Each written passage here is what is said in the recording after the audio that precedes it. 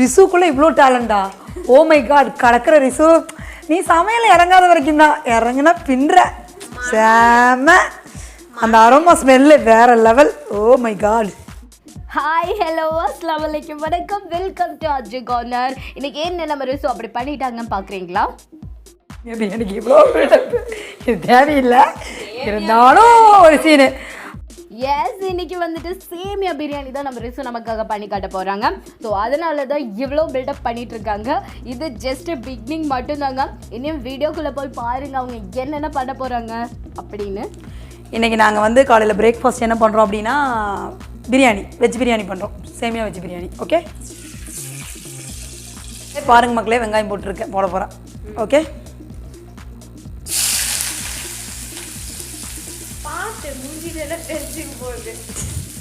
எல்லாம் ஒரு ஆர்வம் தான். என்னைய பொரிச்சல் சொல்கிறாங்க, அதாவது பிரியாணி பண்ணுற அந்த ஆர்வம், வேறு எதுவும் இல்லை. அடுத்து வந்து நம்ம தக்காளி போட போகிறோம். ஏன்னா எங்கள் வீட்டு கேஸ் வந்து செம்ம ஸ்பீடு. வெங்காயம் வதங்குறக்கே கிட்டத்தட்ட ஒரு 1/4 மணி நேரம் ஆயிடுச்சு. அடுத்து வந்து நம்ம வந்து பச்சை மிளகாய் போடுறோம். உப்பு வந்து அப்போ தான் சீக்கிரமாக வதங்கும். இது எல்லாத்துக்கும் தெரியும், இருந்தாலும் நம்ம சொல்லிக்கலான்ட்டு சொல்கிறோம், அவ்வளோதான். சும்மா வெங்காய தக்காளி போட்டதுக்கு அந்த அரோமா ஸ்மெல் அப்படி தூக்குதில்ல.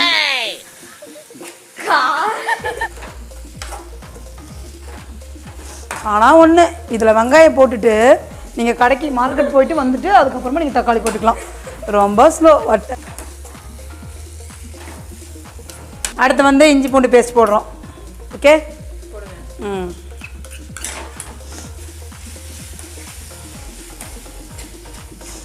இது என்னோடய ஃபேவரட் டிஷ் தான் இந்த சேமியா பிரியாணிங்கிறது. அவ்வளோ பிடிக்கும். அந்த பொடி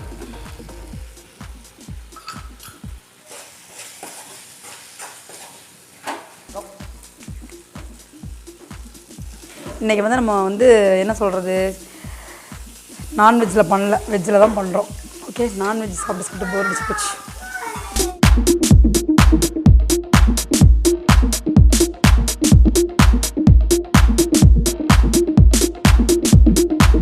ஜெசிக்கு பார்சல் வந்து நம்ம எடுத்துகிட்டு போயிடலாம். சரியா? செஞ்சுட்டு ஆமாம், நம்ம ஃப்ரெண்டு கண்டிப்பாக உண்மையை சொல்லிடுவாங்க. ஆமாம், அவன் சேமியா எவ்வளோ எடுக்கிறோமோ அந்த டப்பு அளவு வச்சு இதுக்கு முக்கால்வாசி தண்ணி வந்து ஊற்றிடணும் இல்லையா?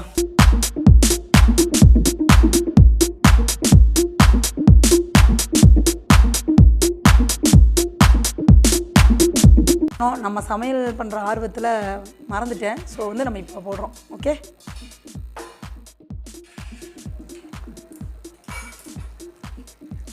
அதை நம்ம சேமியா போட்டுடலாமா? வெஜிடபிள் எல்லாமே நல்லா குக் ஆகிருக்கு.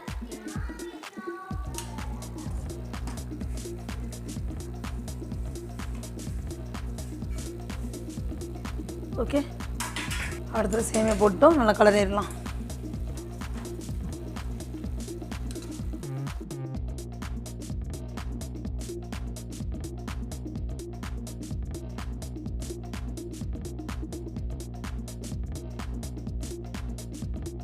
இப்போ நம்ம சூடான சுவையான சேமியா பிரியாணி ரெடி ஆயிடுச்சு. நம்ம வந்து மல்லித்தலை மட்டும் போட்டால், புதினா மட்டும் போட்டோன்னா எப்படி அக்கா நல்லா இருக்குல்ல அந்த ஸ்மெல்லு. அடுத்து வந்து புதினா மல்லி இதில் போட்டுட்டு அப்புறம் வந்து நம்ம நெய் இது பண்ணிக்கிறோம். அது ரொம்ப முக்கியம். தூக்கலாக இருக்குல்ல மச்சி. இப்போ வந்து நம்ம நெய் இது பண்ண போகிறோம். ஓகே, இது ஜெசிக்கு போகும்ல பார்சல், அவள் சொல்லுவாள், அவளுக்கு ரொம்ப பிடிச்ச டிஷ்ஷு. இதை பார்த்து கண்டிப்பாக எல்லாருமே ட்ரை பண்ணுங்கள். மெயினாக வந்து இது வந்து யாருக்காக நம்ம பண்ணுறோம் அப்படின்னா, ஜீவா இது வந்து கண்டிப்பாக நீ ட்ரை பண்ணு ஜீவா. ஏன்னா என்கிட்ட எப்போவுமே கேட்குற ஒரு விஷயம், வ்ளாகே பண்ணிகிட்ருக்க மச்சி, ஏதாவது குக் பண்ணு மச்சி அப்படின்னு சொல்லி நேற்று கூட சொன்னா அப்படி ஃபோனில். கண்டிப்பாக இது ஜீவா வந்து இதை பார்த்து சமைப்பான்னு நான் நினைக்கிறேன்.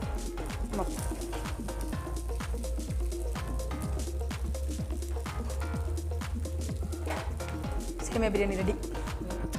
ஓகே, சேமியா பிரியாணி ரெடி ஆயிடுச்சு. எங்கள் வீட்டு 2 குட்டீஸ் தான் சாப்பிட்டு எப்படி இருக்குன்னு சொல்ல போகிறாங்க.